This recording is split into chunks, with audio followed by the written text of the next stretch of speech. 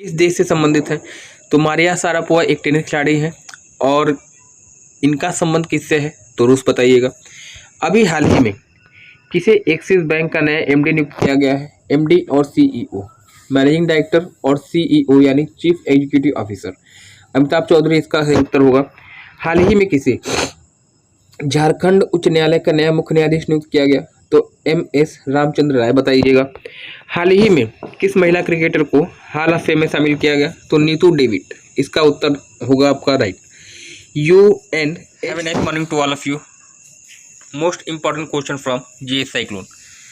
आज है 30 अक्टूबर 2024 और 30 अक्टूबर 2024 से जितने भी प्रश्न बन सकते हैं उन सभी इंपॉर्टेंट प्रश्नों पर डिस्कशन किया जाएगा। इस वीडियो को PDF लिंक आपको टेलीग्राम पे मिल जाता है, आप अपने टेलीग्राम पे फॉलो करिएगा। इसके अलावा आप इस वीडियो का जो डिस्क्रिप्शन बॉक्स में भी यहाँ पे इसका लिंक है, यहाँ से भी आप इसको डाउनलोड कर सकते हैं। इस वीडियो को लास्ट तक देखिएगा। वीडियो के अंत में एक ट्रेंडिंग प्रश्न पूछूंगा जिस पर आप लोग जिसका उत्तर कमेंट सेक्शन में कमेंट कर मुझे आप बताएंगे। आइए शुभारंभ करते हैं आज के इस सेशन का।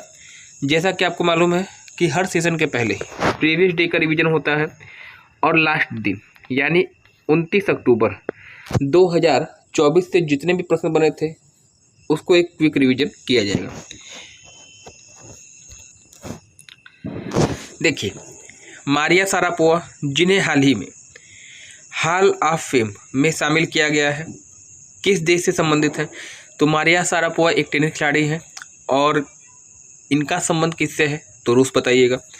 अभी हाल ही में किसे एक्सिस बैंक का नया एमडी नियुक्त किया गया है? एमडी और सीईओ, मैनेजिंग डायरेक्टर और सीईओ यानी chief executive officer. Amitabh Chaudhary इसका सही उत्तर होगा। हाल ही में किसे झारखंड उच्च न्यायालय का नया मुख्य न्यायाधीश नियुक्त किया गया? तो एमएस रामचंद्र राय बताइएगा। हाल ही में किस महिला क्रिकेटर को हॉल ऑफ फेम में शामिल किया गया? तो नीतू डेविड। इसका उत्तर होगा आपका राइट।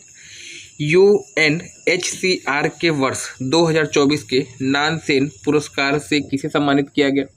तो इसका उत्तर जो आपका होगा दीप्ति गुरंग। और दीप्ति गुरंग का संबंध किस देश से है अगर पूछा जाए तो आप नेपाल बताएंगे।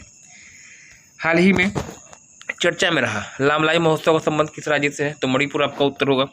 हाल ही में भारत तुर्की मैत्री संघ का शुभारंभ किस स्थान पे हुआ है? तो तेलंगाना की राजधानी हैदराबाद।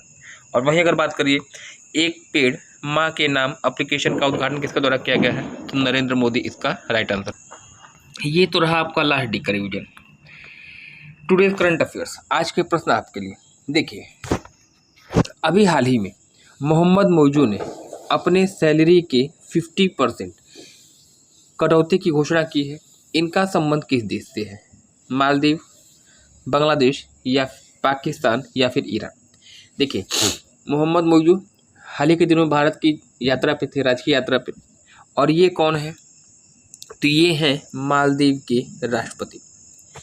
मालदीव के राष्ट्रपति जिन्होंने हाल ही में अपनी सैलरी के 50% कटौती की अनाउंसमेंट की है, इसलिए चर्चा में थे।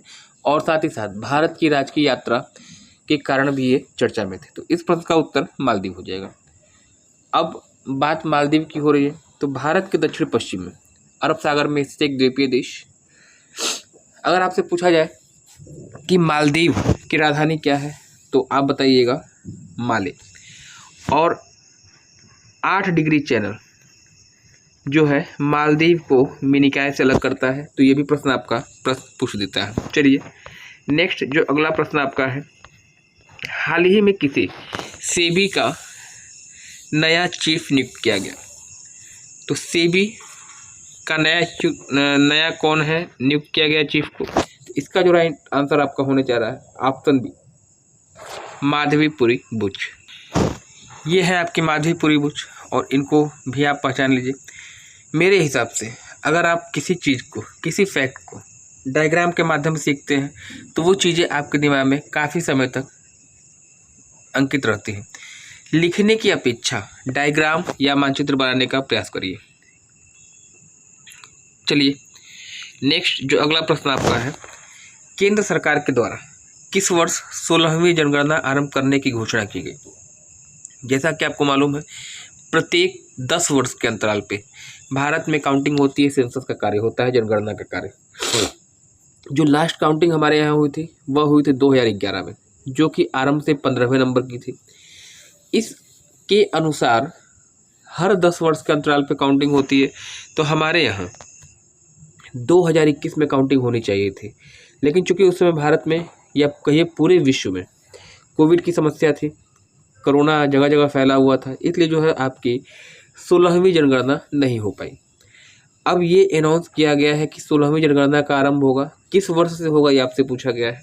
तो इस प्रश्न का जो राइट आंसर है, अभी केंद्र सरकार ने घोषित किया है कि 2025 जो आने वाला वर्ष है, 2025 से स्टार्ट होगी आपकी 16वीं जनगणना और 2026 तक ये पूरी कर ली जाएगी और लगभग 2 से 2.5 वर्ष में जनसंख्या से संबंधित नए आंकड़े आपको पढ़ने को मिल सकते हैं। तो जब तक नया डाटा नहीं आता है तब तक ये 2011 की काउंटिंग के जो डाटा है वो आपके लिए क्या होते हैं, प्रासंगिक होते हैं, वहाँ से प्रश्न आपके बनते रहते हैं। आप मुझे कमेंट करके बताइएगा कि 2011 की जनगणना के अनुसार भारतवर्ष का जो दशकीय वृद्धि रही है, भारत की जो डेकाडल ग्रोथ रही है वह कितनी है, कमेंट सेक्शन में कमेंट करके मुझे आप बताएंगे। नेक्स्ट जो अगला प्रश्न आपका है, अभी हाल ही में किस तिथि को अंतर्राष्ट्रीय एनिमेशन डे बनाया गया। एनिमेशन वह क्रिया होती है जिसके माध्यम से, कार्टूनों के माध्यम से किसी किरदार को जीवित किया जाता है और जैसा ऐसा प्रतीत होता है कि यह जो है पूरा एक नया व्यक्ति है। तो अंतर्राष्ट्रीय एनिमेशन डे कब मनाया गया, तो प्रत्येक वर्ष 28 अक्टूबर को ये जो है आपका वर्ल्ड एनिमेशन डे मनाया जाता है।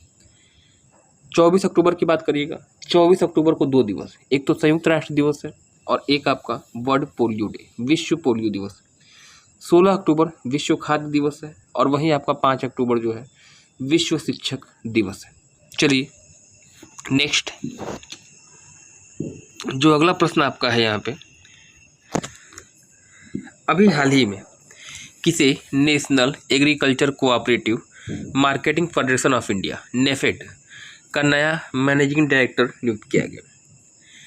नेफेड का फुल फॉर्म याद रखिएगा, national agriculture cooperative marketing federation of India है और इसका ये है आपके दीपक अग्रवाल, और दीपक अग्रवाल को नेफेड का नया मैनेजिंग डायरेक्टर नियुक्त किया गया है। तो ये सब भी चीज़ें आपके लिए नोट करने वाली होंगी।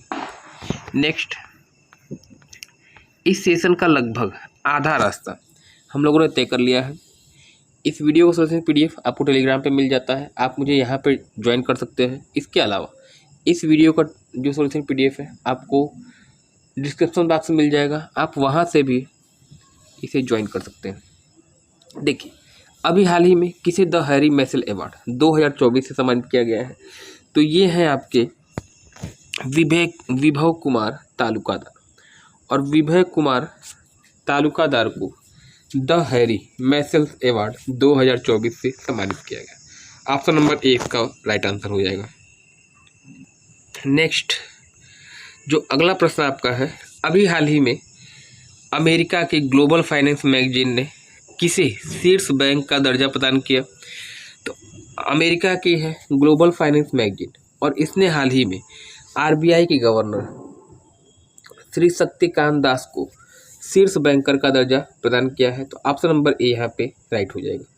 अब आप मुझे कमेंट सेक्शन में कमेंट कर बताइएगा कि शक्तिकांत दास RBI के किस क्रम के गवर्नर हैं, आप मुझे कमेंट करके बताएंगे। नेक्स्ट जो अगला प्रश्न आपका है, प्रीवियस डे का क्वेश्चन, जो लास्ट डे मैंने आपसे प्रश्न पूछा, हाल ही में किस ग्रह का ट्रोजन उपग्रह खोजा गया।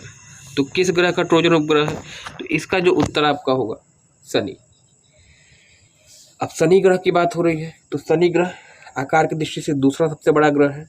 इसे काला ग्रह के नाम से जानते हैं, वलयों वाला ग्रह भी कहा जाता है और साथ ही साथ तैरता हुआ ग्रह भी कहा जाता है। सौरमंडल के 8 ग्रहों में सबसे कम घनत्व इसका है और ऐसा माना जाता है कि अगर इसको किसी महासागर में डाल दें तो यह ग्रह डूबेगा नहीं। सर्वाधिक उपग्रह वाला ग्रह पूछा जाए तो शनि बताइएगा। इसके जो कुल उपग्रह की संख्या है आज की डेट में 146 उपग्रह इसके हैं और साथ ही साथ शनि ग्रह का जो सबसे बड़ा उपग्रह है उसे आप टाइटन कहते हैं। अब अगर बृहस्पति की बात करिएगा, आकार की दृष्टि से सबसे बड़ा ग्रह, और याद रखेंगे ये भी कि उपग्रहों की संख्या के आधार पे यह ग्रह दूसरा सबसे बड़ा ग्रह है।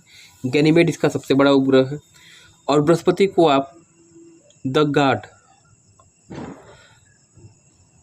के नाम से जानते हैं। ग्रहों में सबसे बड़ा है, इसलिए इसे मास्टर ऑफ गॉड के नाम से पुकारा जाता है।